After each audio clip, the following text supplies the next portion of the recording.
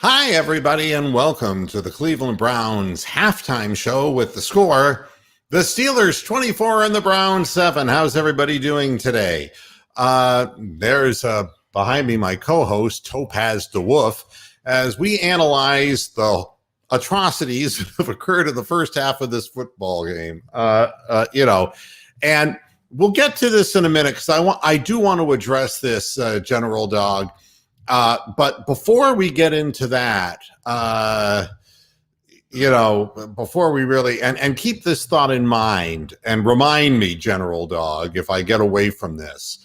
The first thing I want to say is before we get into a critique of Baker Mayfield, my first critique is with the head coach for putting together a game plan that utilizing almost exclusively pocket passing.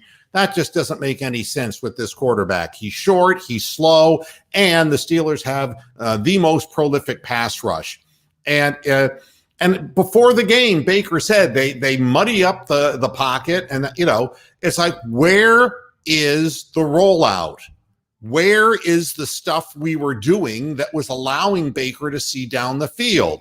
What we've done is we've put him into the worst possible position we can put him in. And that is 100% on the game plan because the plays are scripted and they went in thinking that they were going to be able to not run the ball, but pocket pass against the Steelers. Is it panic? Is it we just become stupid when we play this football team? One thing is for certain, and that is the Steelers are a vastly more mature organization than the Browns. They have better players and they play in big games better than we do. All right. That's the bottom line there. Now, let's go back. Let's go back to what General Dog said and say that, and I think the way he put it, that this is not the guy that we thought when we drafted him. Here's the truth about Baker Mayfield. He's too short and he's too slow to play quarterback and be a big winner in the NFL. All right. And I agree with you. I'm not going to say that we saw any of that in college, but the bottom line here is that the way the game has evolved with the size and speed of defensive players, if you don't have a quarterback who's escapable, getting out of the pocket doesn't mean a whole hell of a lot. And the other thing is the first play of the game, the big play, the pick six. First of all, Harrison Bryant wasn't open. Second of all, Baker knew where he's going to throw it before the play even ran, and he threw the ball behind Harrison Bryant to boot. So there you have it, folks. You've got the holy trinity of crap in one play that results in a pick six.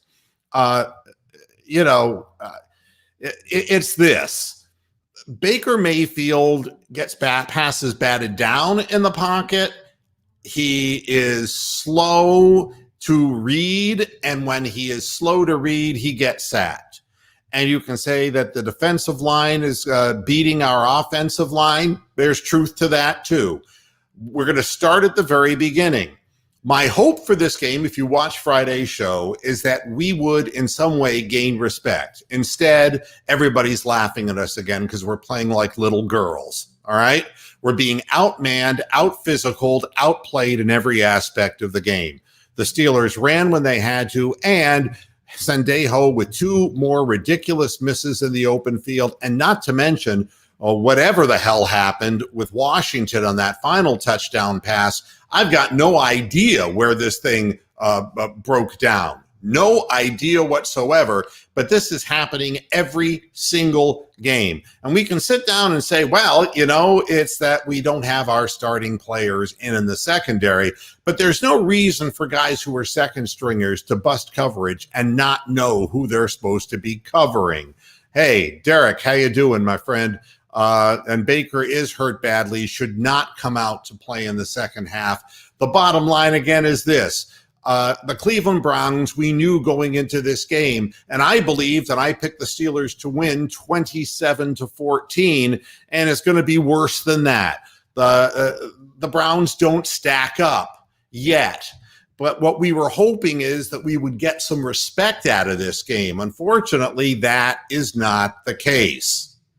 Unfortunately, we're being beaten in many different ways. The Claypool reception deep toward the flag, it's a perfectly thrown ball. That's vintage Ben Roethlisberger, who's Jesus Christ incarnate when he plays the Browns. He knows he's going to win, and the Browns know they're going to lose. And until this mentality changes or Ben Roethlisberger stops playing, the Cleveland Browns are going to have a world of hurt against this team. Higgins did get a touchdown reception, Greg, but that was a busted coverage by the Steelers. And I don't know, when two guys just trot toward the middle of the field, it looks like nobody was really understanding what the other one was supposed to do. So, he's terrific at being terrible. No, I would just say that you cannot call a game plan with him firmly standing in the pocket against a bunch of monsters who are coming after him. And and when he's already got hurt ribs. And now, he's hanging his arm. He shouldn't come out for the second half of the game. And it doesn't really matter. All that's going to happen in the second half is they're just going to run right over us anyway. And unfortunately, the Browns, this isn't just a loss, okay? This is going to be a couple losses in a row unless the Browns come back in some way in the second half and look like a football team. Right now, they don't look like a football team. They don't look like a team that can believe they're going to win. They came out playing half speed, and the goddamn Steelers were turbocharged. And it's like I said on Friday, Mike Tyson, George Foreman, Sonny Liston, they all beat their opponents before the first bell rang, and they scare the shit out of them. And then when the opposition, whether it was Floyd Patterson with Liston, whether it was Kenny Norton with Foreman, or with Tyson, it was Frank Bruno and Michael Spinks, they freeze in the first minutes of the game. That's what happened to the Browns. The Browns came out looking like they did not believe they would win. They didn't look ready to play. And in fact, when the game was 10-0 and the Browns started running the football, you thought to yourself, well, maybe we can at least right this ship. Then we give up the goddamn running game and start the pocket passing again, and we get killed. Makes no sense. The game plan makes no sense. We don't look like our offensive line is not designed to come back from 24-0 deficits. And that's what you get. A lot of people are going to be critical toward one player, and they're going to say Baker Mayfield's not this, he's not this, and he's not this. But I think we've accepted that through the first 5 weeks of the season. We're 4-1, and Baker Mayfield hasn't been a superstar in any of them. He's playing a ball control offense, and he's playing a game management system because that's all he's capable of being. He cannot prolong plays long enough, and he does not have the ability with broken ribs or bruised ribs or whatever the hell's wrong with him to throw the ball very far downfield. And from the beating he's taken in years past, he's not good at taking more punishment. So that, you can point at one player all you want. This is a team effort. And I would tell you that the offensive line is not doing its job. I would tell you that the head coach did not come up with a plausible game plan against a team that he knew excelled at rushing the passer who stays in the pocket. What did the coaches see? The unfortunate thing is they probably saw the Steelers half-assing last week against the Eagles, who are getting whacked right now by the Ravens. The truth of the matter is it's all relative. And the Steelers didn't put out. I watched that game, and they made the Eagles quarterback look like the Carson Wentz of old. They were not pressuring him, and he was standing back there and surveying the field and getting what he wanted. It's not the same Pittsburgh team. They come out against divisional foes, specifically the Browns, and kick the shit out of us. So what did the coaches see? They saw last week's game film and made a bad fucking decision. That's what happened, because this is a completely different team. And the Steelers, what are they doing? What they always do. They set up the big pass play with runs that are misdirection runs, and 2 short passes They lull you into complacency with the play action pass, and then they beat you deep, especially knowing that any team, including every team we've played this year, has clearly beaten us deep for breakaway plays. And I think it is clear that you're not going to invest $100 million into him. But the problem is that then what do you have? I mean, you're back to trying to draft a quarterback. And the only way you're going to get a good quarterback is if you lose all your games. So I'm not buying into this either. This is a circular little merry-go-round thing that means nothing to me anyway. Right now, you got to fill the positions on the team. Baker Mayfield is the quarterback of the Browns. Stefanski is the coach. This is the system that we run. We need to get better at wide receiver. We don't need Odell Beckham Jr. being the screaming skull on the sidelines or limping Jarvis Landry. And he is limping, and he does have a hip injury again. Every year he's played for Cleveland, he's had a hip injury. He's hurt, and he's limping when he's walking. Keep an eye on this.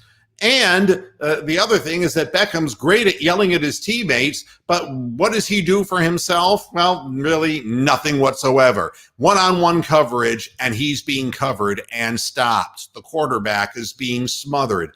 Higgins may be a clever third receiver, but he doesn't have any speed. The truth is that the Browns need to draft a wide receiver who's a difference maker down the field to keep the defenses honest. We have the running backs. We have the offensive line. We need to clear out our secondary. Secondary first, linebacker second. We have to be able to stop the forward pass and the big chunk plays. We'll talk about this after the game because it's too numerous to mention. Why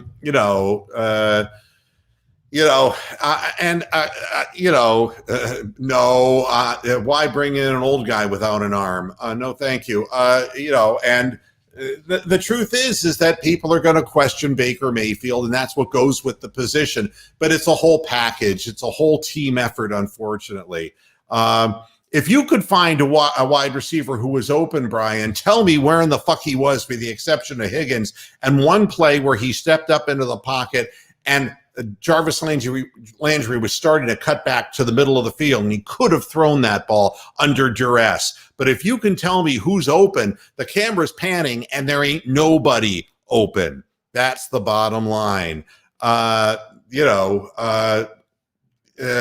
We know this too, and this is why you have to replace the secondary, because we have to replenish skill positions that we just don't have right now.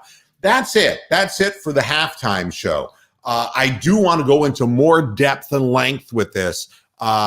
This is all about whether we keep our chins up and decide to play in the second half or quit like little girls. That's what this boils down to, whether we have any resistance whatsoever or whether we flat out quit. I'll see you right after the game, and we'll be talking more about what has happened and why, and what the Browns need to do to shore this loss up and not let it affect them next week.